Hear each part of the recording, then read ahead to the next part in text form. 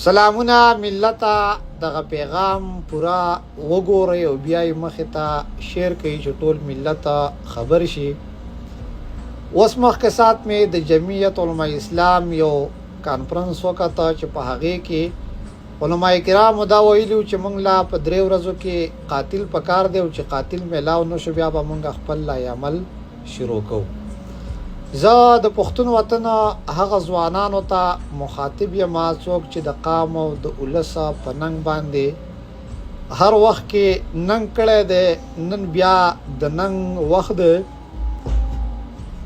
مولانا ادریس صاحب چې د نامعلومو وسلوالو د وجې شهید کړی شوی دی او دغه نامعلوم مونږ تاسو ټول پیژنو، خو څوک یې نامه په جار باندې نشي اخیستی.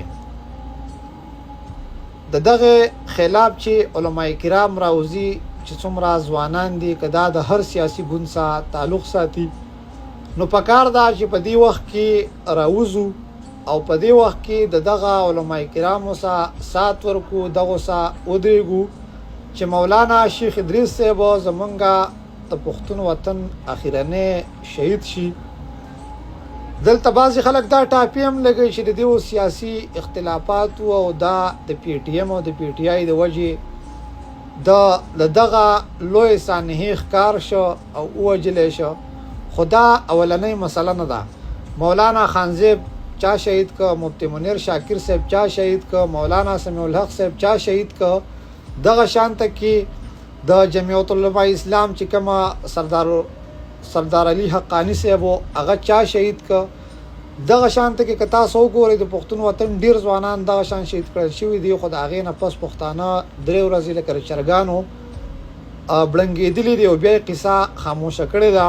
اوس به د جمعیت علماء اسلام راوځي.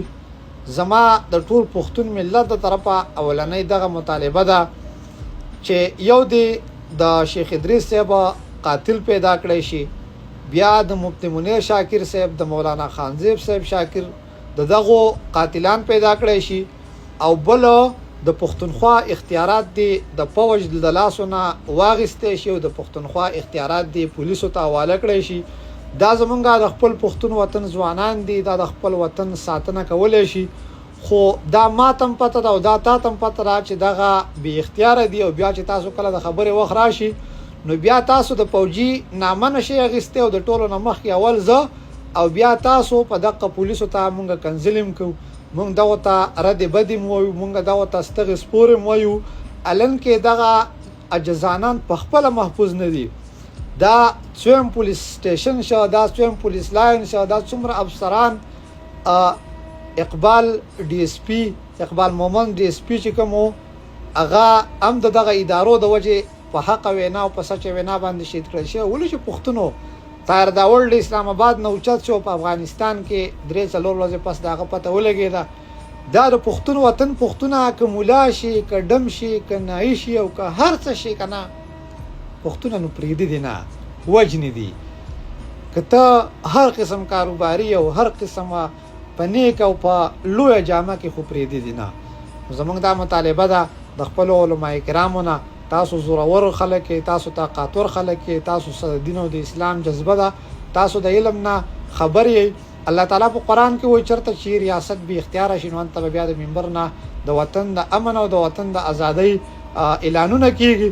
نو انشاءالله موږ تاسو سره درسره یو. زه به حیثیت یو پښتون بچی په میډیا مې مخکې هم غږ پورته کړی دی، اوس هم غږ پورته کوم، خپل کوشش کوم. تاسو که راته په هر نظر باندې ګورئ هغه ستاسو خپل سوچ دی، خو لهذا اولنۍ مطالبه به دغه چې قاتل راکه، او بیا به دویمه دا مطالبه چې دلته په پښتونخوا کې دی د فوج نه اختیارات واخیستی شي او دلته د پولیس اختیاراتو ته پښتون پولیس دی ته د اختیارات حواله شي. بیا چې دغه پښتون بچي ته دغه پولیسو ته اختیارات حواله شو، تاسو د پښتون وطن امن وګورئ. پښتون وطن به نن یوي او سبا به بلي.